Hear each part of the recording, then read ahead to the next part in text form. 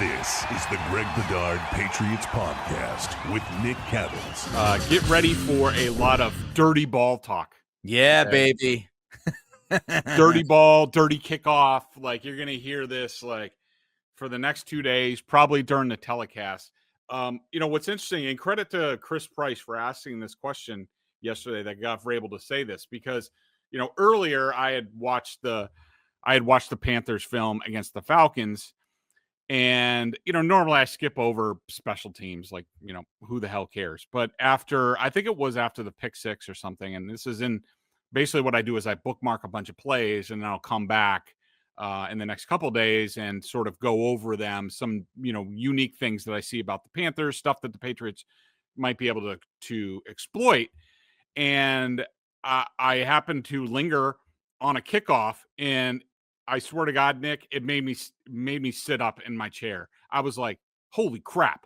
Like, because these guys, now I don't know if it's also their punt coverage, but their kickoff coverage, they have like 5 guys who freaking fly down the field and are on top of the kick returner in like no time. I've never seen anything like it. I'd rewind it like 3 times. I was like, Mike Vrabel did 2 hours. All right, so I did like 5 minutes. But that's a lot. That's like the equivalent of 2 hours for me watching special teams. But yeah, this is a problem. And then you also have the kicker, who the reason that they're saying dirty kicks is now one of the techniques that you're trying to do, or teams are fooling with, are you want to kick sort of a knuckleball, like a low line drive. And I think this Borregales tried to do this.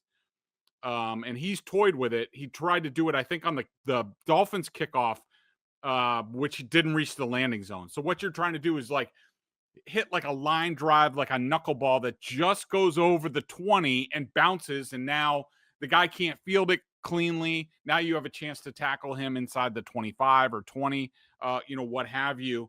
And so I saw at least twice the Falcons couldn't handle the kickoff, and they were down to like, I don't know, the 12-yard line. Or tackled at like the 12-yard line, because you combine the kick and not being able to field it cleanly with this kick coverage unit, which is just unbelievable. The Patriots are going to have to be on top of what they're doing on special teams, or we could get a big play that sort of swings the game.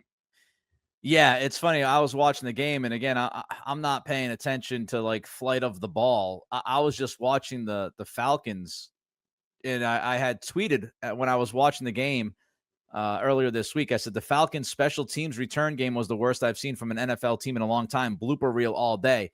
If you just go back and watch the attempted returns, I mean, it is a hell of a time for those guys. The ball's bouncing by them. They're like they're trying to play short hops. It's a disaster. But I will say they also, I believe, muffed the punt. So they also were kind of a mess. They were a mess from Atlanta's side too. All right, before we get to the pick, I remind you, PrizePicks, download the app today. Use code CLNS to get $50 in lineups after you play your first $5 lineup. Greg and I are 1-2 straight up and against the spread. I do my pick on the Locked On Patriots podcast.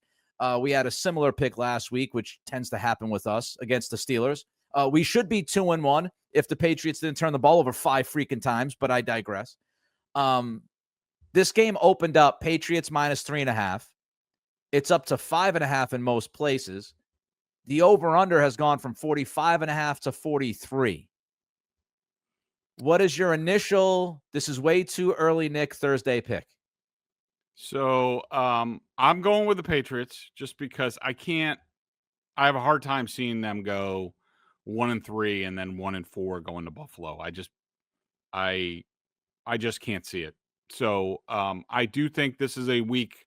I think the path to victory for the Patriots is the offense just needs to take care of the ball, which we know is a tough chore for this group. Get what they can, be methodical, just be careful of this Panthers defense, because they can make some plays that can swing the game. So I'm really looking for the defense to build off what we saw last week for the most part, and getting Christian Gonzalez back.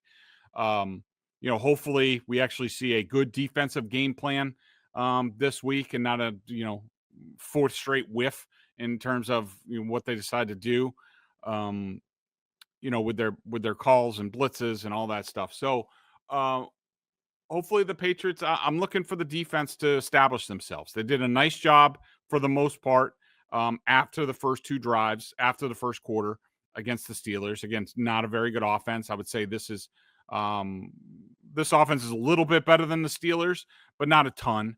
And so, I like the Patriots in this game. I think, Patriots by probably 7, but this is going to be a tough game. This is not going to be, they're going to have to go win this game.